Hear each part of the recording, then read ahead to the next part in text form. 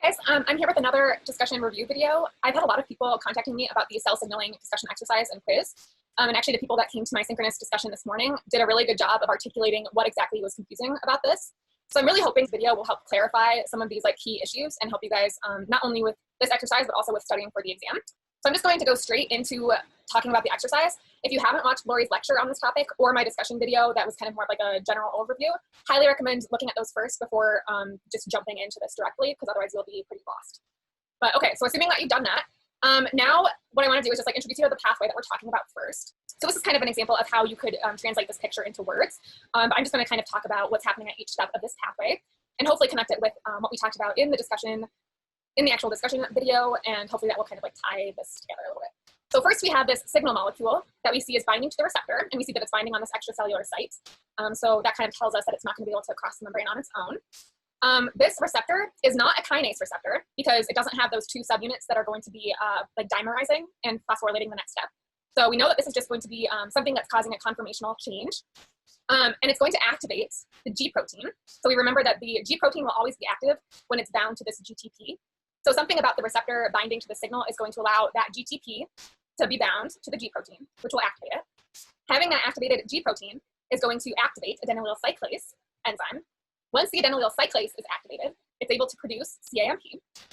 And then CAMP is able to bind PKA, which is protein kinase A. And when that happens, when the CAMP binds, essentially the two main portions of this PKA molecule dissociate from each other. So the part that it binds to is called the regulatory subunits, which we actually don't really care about, but that's where the binding is actually occurring. And then the part that we do care about is the catalytic subunits. And that is going to be what's proceeding in the next steps and allowing the reaction to occur. So once we have this activated catalytic subunits of PKA, those are going to be able to translocate into the nucleus. And we know that PKA, protein kinase A, can kind of assume the next step is probably going to be some sort of phosphorylation step, because that's what kinases do. And sure enough, we can see once we're in the nucleus, there's going to be this inactive CREB, but the activated PKA is going to phosphorylate it, and that's going to be activated. Once the CREB is activated, it's going to be able to bind to CBP, which stands for CREB binding protein. And you can kind of see the complex here. We can see why this phosphate group is important. It needs to have that phosphate group in order for the CBP to bind to it. Once that complex is active, that is going to be able to bind to the target sequence, which is ultimately going to be what activates the target gene. So it's really going to upregulate the transcription of those target genes and allow transcription and then translation and ultimately protein formation to occur. So we can see that at each step of this pathway, what we're doing is we're just activating the next step that's needed in order to eventually reach this ultimate goal. So that's what the pathway is doing. And now we can look at the actual exercise itself. I think a big portion of the confusion about this exercise is what we're actually trying to achieve and what the question's actually asking us. So we can see here, we're told we can activate expression of the target gene in several ways. We can add the signal molecule to the cells. We can inject cells with this GTP gamma S, which is a GTP analog that can't be hydrolyzed back into GDP. We could add forskolin, which we're told binds to adenylyl cyclase, activating it. Or we could express large amounts of the catalytic subunit of PKA. So ultimately, here's what that means in terms of the exercise, what we're actually trying to do. So in nature, when this actually just occurs on its own, the signal molecule binding to the receptor is always going to be the step that initiates this whole pathway. And that hopefully should make sense, because this pathway, we only really want it to be activated when there's that signal that's saying, hey, cell, we want this to happen. So this is going to be the thing that triggers everything else. The important thing that I think is where a lot of people were confused is that in this exercise, we're not looking at just the natural cell. We're, as scientists, we are manipulating experimental conditions in order to achieve a goal. And what that goal is to try to identify where a particular drug is acting on this pathway. So we're told we have a drug of some kind, and we know that it's acting as an inhibitor of this pathway, but we don't know where it's inhibiting. So it could be acting at any of these steps. And since it's such a long pathway that's not really specific, we want to know, okay, where is the actual mechanism happening? And so these conditions here are artificial conditions that we are inducing in order to kind of do a process of elimination to see where the inhibition is actually taking place. So hopefully you can remember, I talked about this a little bit in the other discussion video. Every single step in a transduction pathway is essentially only functioning to activate the very next step. The cell doesn't have this grand master plan of here's the ultimate goal of what I want to achieve when I receive this signal or anything. It's literally just each step, the only thing that it's worried about is activating the very next step in the process. And so how that's useful for us is that as humans and as scientists, we are fortunate in that we know each of these intermediate steps. We know what particular conditions are happening that allow that step to be activated. So as human scientists that are conducting experiments, we can say, hey, how about instead of just adding signal and making this whole reaction occur, activate one of these intermediate steps directly? That would cause every single preceding step, all of the upstream steps, to be completely unnecessary. Because you remember that each step of the pathway is just serving to get to a state where that thing can be activated and like achieve the next step. So for example, if we were able to introduce something that ultimately just like gives us this activated pKa directly, then we would have no need for any of these previous steps to happen because they were all just occurring so that we could get to this step and allow the rest of the reaction to proceed. So that's really useful for us because we were able to say there are like many things that we could modify that would allow us to like initiate the pathway at different steps. We could say we can make this G protein be always active and start here, or we can make this always active and start here, or we can make this always active and start right before the actual effect is occurring, stuff like that. So those are the experimental conditions, and we're trying to use those conditions to answering our question, our research question, which is where is this like drug that we have, where is it actually working? And how we're able to do that, given the results that we're given, relies a lot on this whole concept of upstream versus downstream effects. So I want you guys to recall from the original discussion video and also from this problem roulette question, this was looking at the MAPK pathway, which again is initiating mitosis. So it's going to be controlling our replication. The question says, a human cell line has a mutation in the MAPKK gene that alters the MAPKK protein, making it constitutively active. The mutant line exhibits overproliferation of the cells. Which of the following things would reverse that phenotype of having the overproliferation happen? And we can see that the correct answer was adding a MAPK inhibitor. So it's like looking back at the structure. So you can see that MAPK is the only one of these options that's going to be acting downstream of the thing that we're like artificially inducing. Like we have this mutation that's always going to make this active. And hopefully that should make intuitive sense at this point, because if we are inactivating a step that's previous to the thing that we're always activating, it's going to have no effect ultimately, because each of the preceding steps is just trying to get to this position where we're allowed to have this active MAPKK protein. So when we artificially say like, okay, this is going to be always on, anything that's upstream is not going to have an effect. So we know that the correct inhibitor that would actually reverse the overproliferation has to be downstream. So we know that it has to somehow inhibit this MAPK protein. So if this is still confusing to you, I think another way of conceptualizing this that can be really helpful is thinking of a staircase. So let's say that we have this example where we have this staircase and someone is just going to like plop you down on this middle step here. That's going to be your initiation point. And your whole goal is going to be to get to the bottom of the stairs. Now let's say we had a huge boulder at the very top of the stairs. Is that going to affect your ability to reach your destination? No, right? Because it's not going to be actively like in your way. But if we have this, the boulder, the inhibition point downstream of where you are, that is going to affect your ability to move on because it's going to be after you've started. So we can kind of think about the relation between the initiation point and inhibition point. It doesn't really matter where the initiation point is. Like I just chose this point here just kind of randomly. It's always going to be the relative position of the inhibition to the initiation point. If you're inhibiting a step previous to the initiation point, it's going to have no effect. But now we can go back to the actual exercise and what it's asking us. So again, we can like think about the conditions that we were given. What these are essentially saying to us is it's like indicating where the initiation step is going to be. Remember, we are able to manipulate that because as scientists, we know what intermediate steps there are. So we can do things that will artificially activate a step in the pathway that wouldn't be able to occur naturally. So let's look at part A. It says we can activate expression of the target gene in several ways. We can add the signal molecule to the cells. So this is what's going to be happening under normal conditions. So like even in natural pathways, it's going to activate this entire path. Part B was saying this is when we're going to have this G protein be constitutively active because of that analog. So this is our initiation point at this step. Part C, adding forskolin, that's going to cause the initiation point to be here, this adenylyl cyclase step. And then part D is going to say that our initiation point is here, our activated pKa, so this is the catalytic subunit step. And so using this knowledge, we can interpret the results that were given from this table. So remember that our whole goal was to answer the question, what is this uncharacterized drug doing, knowing that it's an inhibitor? Okay, so let's just go like one by one by the treatment steps. So at this none treatment, that's essentially just saying this, this entire pathway is not going to be active. So it's essentially just acting as a control group to make sure that we're not getting this protein when this pathway is not on. And sure enough, we can see that we're getting really low gene expression. So essentially this column here is just saying, did we add the drug or not? And then we're going to compare the target gene expression when the drug is added versus when it's not. So if the inhibitor is working, that's going to mean we're going to see a large difference between those two conditions, which would indicate that we have a situation where our boulder is going to be in front of us so that we can't progress the reaction anymore. Whereas if we see a condition where we added the drug and nothing happens, like we're still getting high levels of the end result, that's going to say our boulder's behind us. So we're starting off at a point where we can proceed uninhibited. Okay, so now looking at the signal group, which corresponds to part A of the instructions, we can see that adding the inhibitor did cause a large reduction in this gene expression. So it did effectively block this reaction from occurring. That should hopefully make sense because this is the very, very first step in the pathway. We know that if the inhibitor actually works, anything is going to be downstream of it. So anywhere that this inhibitor is working is going to allow that inhibition to occur. So that doesn't really tell us anything. Like, that's not really that useful for us for trying to target, or like for trying to identify where this is acting. Okay, now looking at this step, we're saying we have this treatment where this is always going to be active. And when we look at the condition where we don't have the drug versus when we have the drug, we're seeing that large reduction. So our boulder is in front of us still. We're blocking somewhere that's ahead of this step here. Okay, so that's like our ultimate takeaway from that, and like eliminates the possibility of this being the target of the drug. Because if we think about if the function of the drug was to prevent the signal like molecule from binding to the receptor and activating this G protein, then the boulder would be behind us, and we would still be able to have this reaction. So we wouldn't see any difference between adding the drug or not. So since that's not happening, we know that we haven't reached the inhibition part yet. Okay, so now at the Forskolin step, doing the same thing. Now we're just saying, here's the initiation point. Are we still getting this inhibition occurring or not? We look at no drug versus with the drug, and we see that large drop, 25 to 5.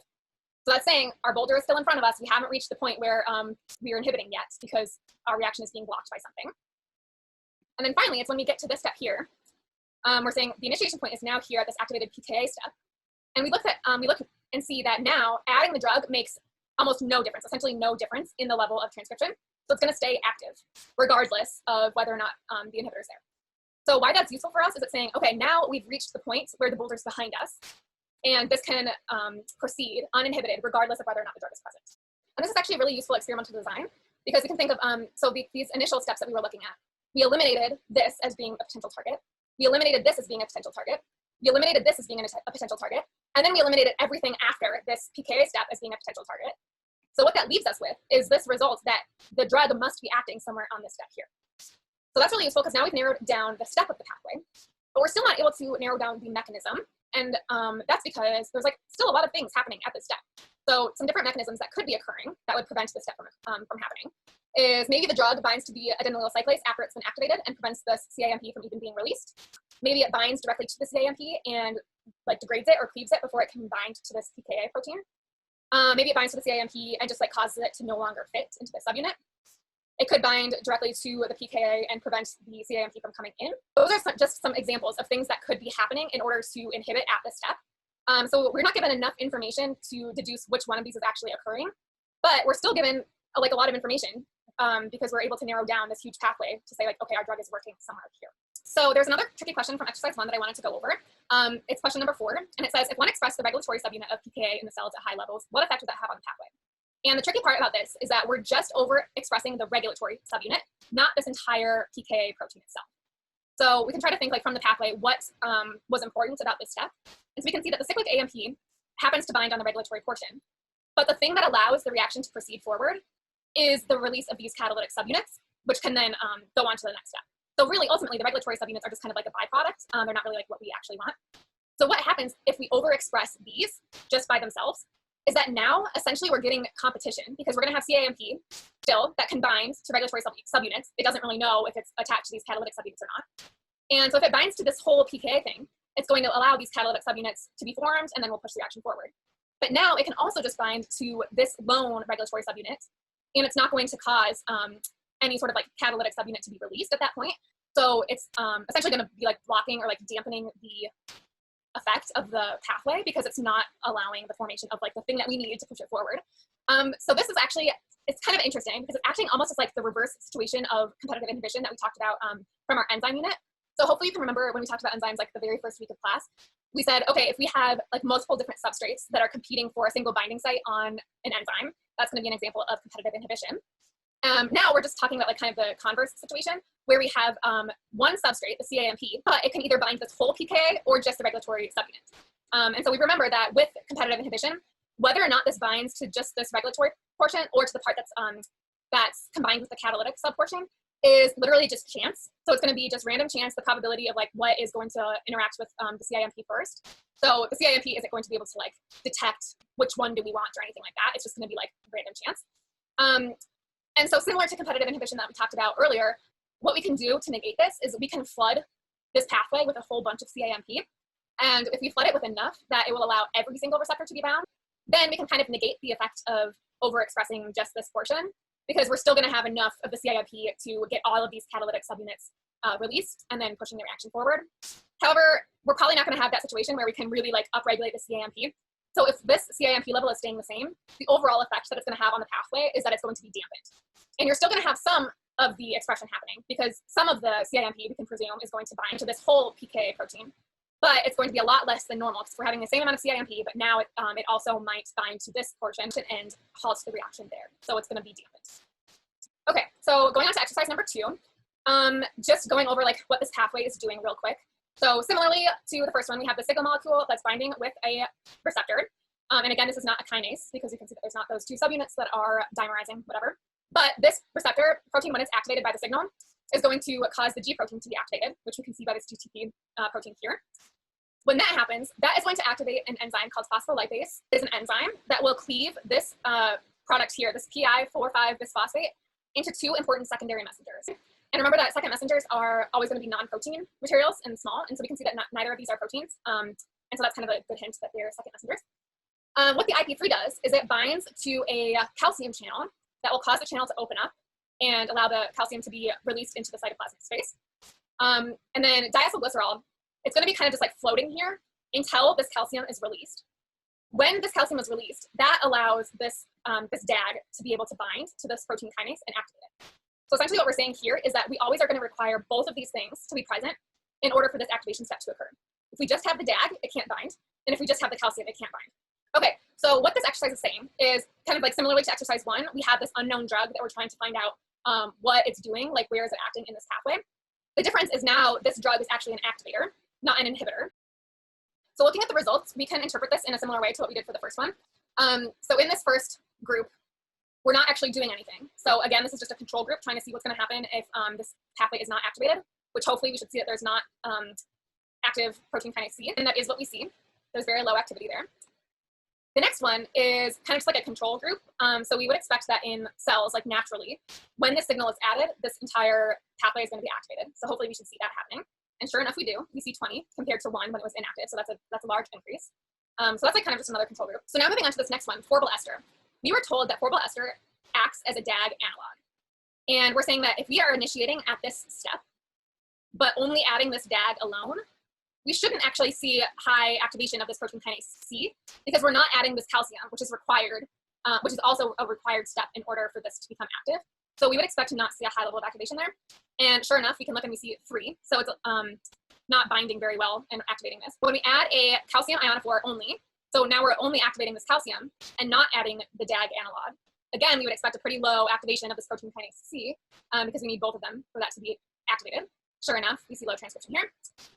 Then when we add the 4-bil ester and the calcium ionophore together, that's when we're going to see this huge jump in activation, which makes sense because we just said that we required both of these things in order for the activation step to occur. And so when we artificially induce both of these things at once, that's when we're going to see a large amount of activation at this step. Okay, so now trying to answer our question of what is this drug doing, we can look at these last 3 conditions. So when we add the drug itself on its own, we see a really low level of transcription. Okay, when we added the calcium ionophore and the drug together, we still saw a really low level of transcription. It's only when we added the 4-bil ester plus the drug that we're seeing this being activated. So essentially, we know that there's going to have to be a DAG analog, so there's going to have to be a 4-bil ester, to be a calcium ionophore, or something that increases the calcium level in order for this activation step to happen. So we know that since we included the 4-bil ester already, the drug must be acting as this calcium step here. So again, similar to exercise 1, where we were able to deduce where in the pathway it's occurring, we're able to do that. We're able to say it's going to be somewhere around here that the drug is acting on, but we still don't really know what the actual mechanism itself is, because there could be different options. It could be acting as a calcium ionophore itself, like there could be another type of release channel that it binds to and opens up. It could be an IP3 analog, so it could be able to bind to the same receptor site and cause that to open. It could activate some totally other, like it could activate some totally different calcium pathway that will increase the level of calcium, not as an ionophore. Or the drug actually might work on PKC directly and cause a similar change in shape as calcium, which would allow the DAG to bind, even though calcium's not present. So like there's all these options that could happen, or like there's all these like types of mechanisms that could happen at this step, which we're not given enough information to deduce at this point. But we do have enough information to narrow down that this is the step that it must be occurring, which is really helpful in answering our research question, which is what is our drug? Cool, so I hope that was helpful. I think that this should help with the quiz questions too. I didn't cover every single one of the questions on the exercise, but I tried to cover like the gist of everything that you need to answer all the questions. So hopefully you guys can take another look at your exercise and be able to make any changes that you need to, and at least like understand a little bit more about what the actual question is asking and why we're doing the experimental conditions that we're doing, and then really ultimately just understanding the relationship between upstream and downstream of where you're initiating. That's going to be really important for the sake of the exam. I highly recommend looking at the problem roulette questions for the cell signaling components. You will see some questions that are going to be good indicators of like how we'll assess upstream versus downstream relationships in the form of like exam questions and stuff. So, all right, if there's anything that's still confusing to you guys, please let me know. I'm going to have office hours on Friday as usual. And if there's anything else in the meantime, feel free to email me and we can set up an appointment, or I could just try to help you over email. All right, thank you guys. Bye.